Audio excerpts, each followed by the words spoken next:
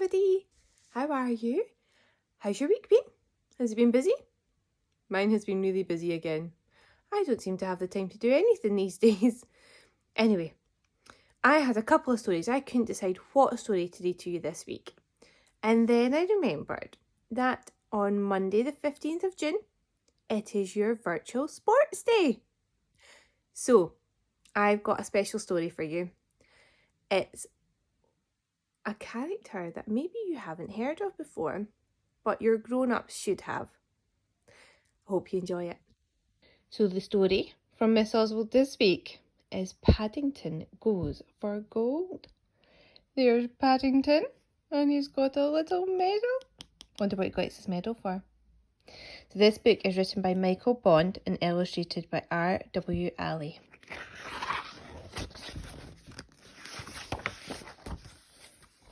What is he doing here? And here, I wonder. Now, we have read this book, but it is very springy, so it might spring back and forward a fair bit today. I'll have to hold on to it tight. One morning, Paddington was lingering by the Browns' front door at number 32 Windsor Gardens in case a postcard arrived from his Aunt Lucy in Peru, when to his surprise, a leaflet came through the letterbox and landed on his nose. Paddington didn't normally take much notice of leaflets, and he was about to throw it in the nearest waste-bin when the words "free entry" and "prizes" caught his eyes. It sounded much more interesting than usual, so he decided to show the leaflet to Mr. Brown when he came home from work that evening. "It's from the local sports club," exclaimed Mr. Brown over dinner that evening. "They're holding a fundraising event tomorrow. There's something for everyone, and prizes galore." "There's even a knitting competition," announced Paddington for Mrs. Bird's benefit. The Brown's housekeeper gave a non-committal grunt. "Let's go, Dad," chorused Jonathan and Judy. "It sounds fun." "Well," began Mr. Brown, "I was picturing a round of golf." "I'll iron your shorts, Henry," said Mrs. Brown. "They could do with an airing." "If they still fit me," said Mr. Brown gloomily. "Well, what they have, and they're having breakfast, aren't they?" The Browns set off in high spirits early the next day. But it was short-lived, for as they entered the sports ground, the first person they bumped into was Mr. Curry, their next-door neighbour, who could put a dampener on anything. Worse still, he was making a beeline for Paddington. "Oh, I suppose it had to happen," murmured Mr. Brown. "That leaflet must have gone to all the houses in the area." "Hold this ball for a moment, Bear," boomed Mr. Curry, thrusting a round object into Paddington's hands. Paddington's paws, not his hands. He's not got hands, he's got paws. This looks like a fun fair, doesn't it? A fun sports event. Mr. Curry roared with laughter as Paddington staggered backwards. "Caught you out for once, Bear. Ha, ha, ha," he chuckled. "It's made of lead and it's used for what's called putting the shot. You're supposed to throw it as hard as you can." Mrs. Bird took a firm grip of her handbag, but she had no need of it, for Mr. Curry suddenly gave a roar of pain. "Oh! Bear!" he bellowed, hopping on one leg. "What do you think you're doing?" "You said I was supposed to throw it," exclaimed Paddington. "I'm afraid it didn't go very far." "Far enough to land on my foot. I don't forget things in a hurry," cried Mr. Curry. "Oh dear." "No prizes there, I'm afraid," called the steward, joining the group. "Anyone for the three-legged race? You better hurry. It's about to start." Jonathan and Judy made a dash for it, closely followed by Paddington, only too anxious to escape Mr. Curry's wrath. "But you've got 4 legs between you," Paddington hissed. 2 and 2 makes 4. "Don't worry." Judy removed her ribbon. If we tie 2 of them together, that makes 3. Leave it to me, said Paddington. Bears are good at knots. Ready? Called the starter. Steady! Go! Jonathan tore off straight away, but Judy was unable to move. Oh dear, said Paddington. I think I must have tied the wrong 2 legs together by mistake. Oh dear. No prizes here either, I'm afraid, said the steward. He turned to Mr. Brown. Shall I put you down for the 100-metre hurdles? Actually, said Mr. Brown, I'd rather fancy the slow bicycle race. I used to be a dab hand at it when I was a boy. I'm for the knitting competition, said Mrs. Bird. I brought my own needles. Good, said the steward. He turned to Mrs. Brown. And you, dear lady? I want to keep an eye on my husband, said Mrs. Brown firmly.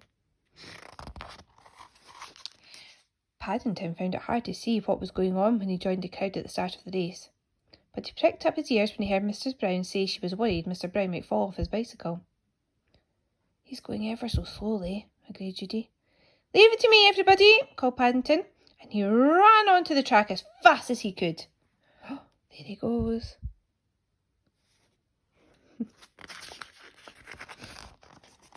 Don't worry, Mr. Brown, he called. I'm here. Grasping the bicycle saddle with both paws, he pushed with all his might, and Mr. Brown sailed past all the other contestants in a flash. Why ever did you do that? Cried Mr. Brown. The last one past the tape is the first in a slow bicycle race. I could have been a contender. I'm sorry, Mr. Brown, gasped Paddington. I thought it was a funny name for a race, but we didn't have them in Darkest Peru. Don't worry, Dad, called Jonathan from a nearby tent. Wait until you see Mrs. Bird's knitting. She's on a winning streak. Look at her needles, agreed Judy. They're going like windmills. I hope she doesn't do herself a mischief. I expect she could do with a marmalade sandwich, said Paddington. I brought some specially. Don't stop, Mrs. Bird, he called. I'm coming. The Brown's housekeeper had her hands full, so he popped a sandwich into her open mouth. Mrs. Bird gave a gurgle, but she didn't slow down. Wow, look at how long Mrs. Bird's knitting is. Wow.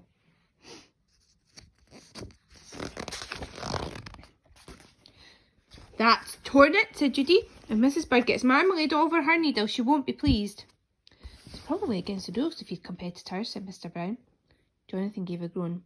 What's Paddington up to now? I found some more wool if you run it out, Mrs. Bird, called Paddington. Sputtered Mrs. Bird, shaking her head violently. Paddington set to work. He had his back to Mrs. Bird, so he didn't notice that as he wound the wool into a ball, her piece of knitting grew smaller and smaller. Said Mrs. Bird. How on earth did he manage to do that? Asked Mr. Brown. Don't even ask, Henry, replied Mrs. Brown. Bang goes our last chance of a prize, groaned Judy. Oh dear. We can't give up now, said Jonathan. They're ready for the relay race. Who's making up a foursome?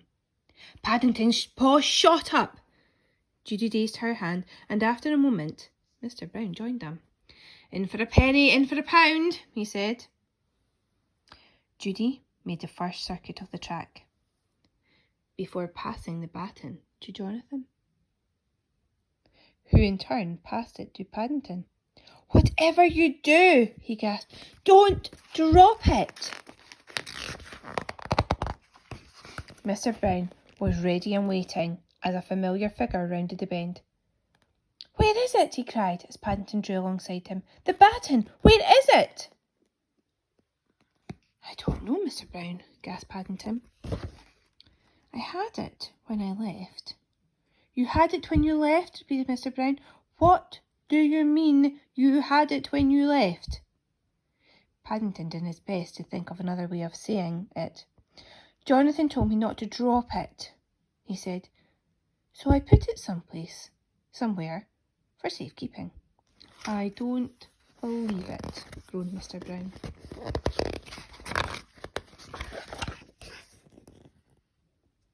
As the race came to an end, everybody cheered and began waving their hats in the air, so Paddington joined in. "There it is!" cried Mrs. Brown, pointing at Paddington's head. It was under his hat all the time. "I remember now," said Paddington. "Don't be cross, Henry," said Mrs. Brown. "It isn't as though he dropped it."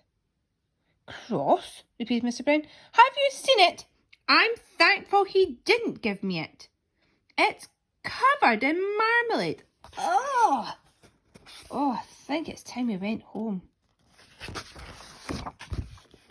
As the Browns were leaving, a man on the gate handed Paddington an envelope. "It's a small thank you," he said.